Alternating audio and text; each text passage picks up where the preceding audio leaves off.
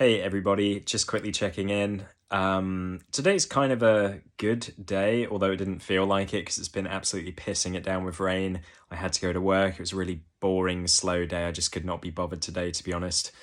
But Blink-182 have released a new album for the first time since 2011, and it's very good from what I've listened to so far. I don't know half the songs like off by heart yet, you know what I mean? Like I've heard them once or twice. But Turpentine, that one, or Turpentine, however you say it, I really like that song. I don't know what the fuck it's about.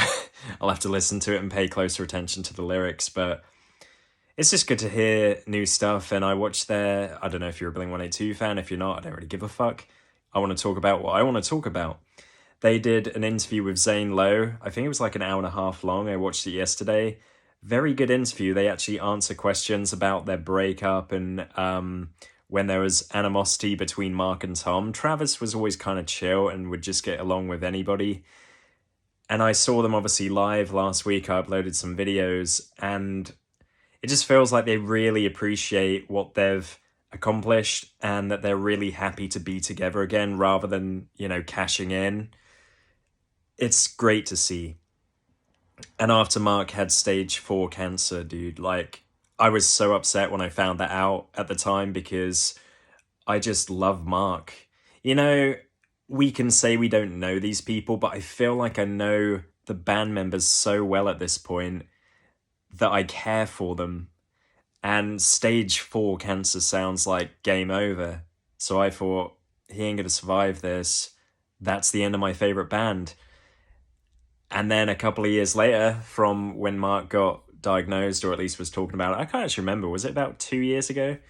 Like, they're back on stage doing it again as good as ever. Like, they were really good live. I know Tom's vocals are a bit hit and miss, but the energy of it all was so good, man. And today is also good because Spider-Man 2's out on PS5. I recently got a platinum on the first game, and I really enjoyed that game. Once you've done the main, campaign, I suppose, some of the side missions are a little bit basic, I guess, and tackling the crimes over and over again, the same kind of cuts. It was not even a cutscene, but animation of when you're stopping a truck. If you played the game, you'll know what I mean. I guess it gets a bit repetitive, but the combat in that game, the first one, the remastered one I played on PS5, and Miles Morales, which was like the kind of semi-sequel, so fun. Like, it never gets boring. And I don't even experiment with a lot of the different suit powers that you can use. I just use Spider-Bot, I think that's what it's called, where you just electrify the shit out of people. That's the special power I use, but there's like 20, and I never use any of the other ones. Unfortunately for me, I found a good deal on eBay and I have to wait like a week for mine to be delivered because the guy's on holiday, but he does have good feedback. I got it for 48 quid and it's like £62 elsewhere. So it's worth the wait. And I should be holding it, it's in my bedroom, but Mario Wonder on the Switch, the first Mario game in a long time. It just feels like this year there's a lot of stuff like coming back. Like Sum 41 are coming out soon with a new album. Green Day are coming out with a new album. I saw Avril Lavigne, I saw Busted. Busted re-released all of their songs.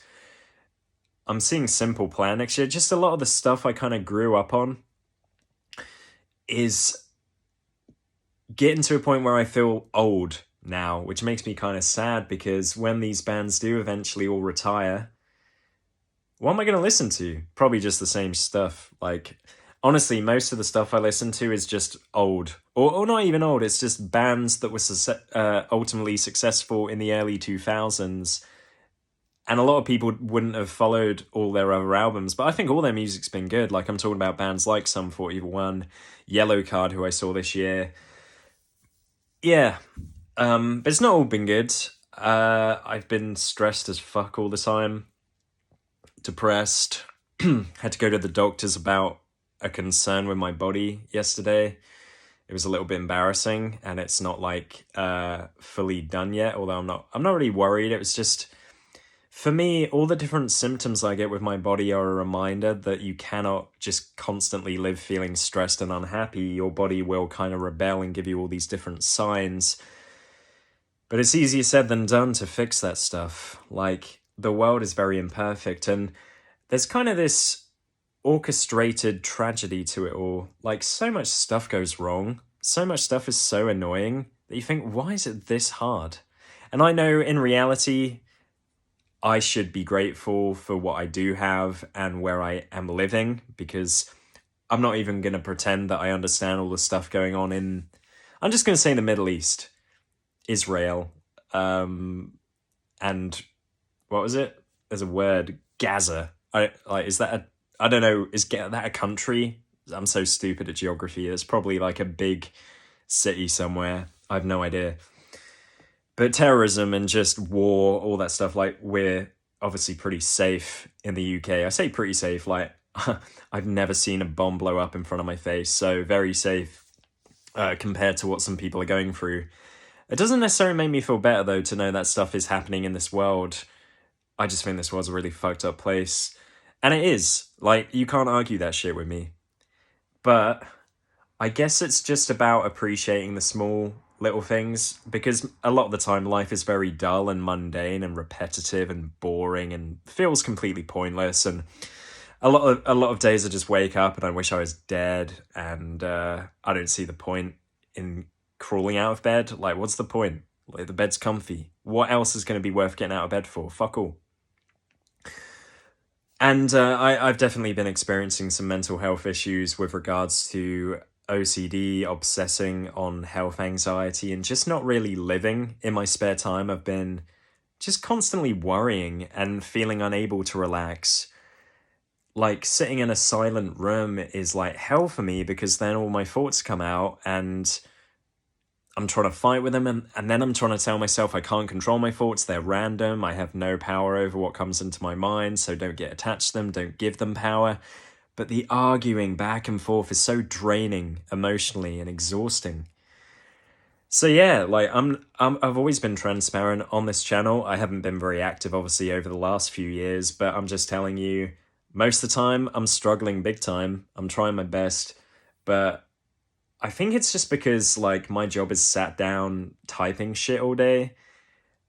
It's not physically exhausting. And then after work, I'm just so tired. I don't know if it's physical tiredness, but it feels like it is. Sometimes I have to take a nap, and then I guess I don't exert enough. And when the weather's going to be turning worse and it's going to be cold and horrible outside, I probably won't be walking as much. So do I force myself to join a gym again, even though I hate gyms? Like, what the fuck do I do? I am a very angry person, as well as very easy to get along with generally, and very polite and courteous. I can hold a lot of anger inside. So while I'm unlikely to go and, start a fight or shout at someone, sometimes it feels like I really could. And I have to kind of I have to battle to keep it inside. So I've just never really learned the best way of processing all this anger and stress and frustration at the world, and at just my inability to cope with being bored. There's so much stuff I want to do, but there's always so little time to fit it all in. And I'm just obsessed with the clock, man. Like, it's Friday night, weekend begins, hey, until Monday when it starts all over again. Like, I'm always counting down, how many hours have I got left today? Oh no, then it's going to be Sunday. Shit, now it's Sunday and day's almost over and I'm back at work tomorrow for another week. Like, is there any break to this cycle? I get to have like a holiday a year, and the rest of it is just work, work, work, work, work, and being tired. And I don't have kids. I still find it crazy that people can have children and cope, but clearly a lot of people don't experience the mental health challenges or chronic fatigue that I'm still trying to fucking move on from.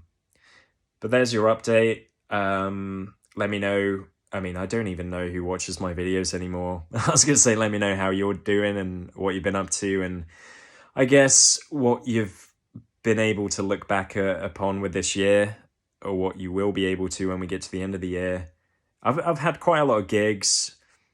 My bank balance lately, it feels like it's taken a bit of a hit, so I'm trying to kind of save again, because I spent 800 odd quid on my guitar and amp, and to be honest, I've barely played it. That's so bad. Like, I'll occasionally pick up my acoustic, but after about 2 weeks, I just haven't been doing it, dude. I've just been on my PlayStation or going for walks, or like I say, obsessing over fear and worry and living in my head too much. I just need to be a bit more disciplined, I think, and just sit there and say, right, half an hour or an hour on a weekend when I'm not like super stressed or frazzled from work and I've just got the day ahead. And I'm like, right, 1 hour, that's not fucking much. Just play the guitar for 1 fucking hour, find some YouTube videos, teach yourself some lead guitar or a song that you like. And then you'll probably find that time goes fast once you start doing it. But I've just not been very good at that, which makes me a bit ashamed.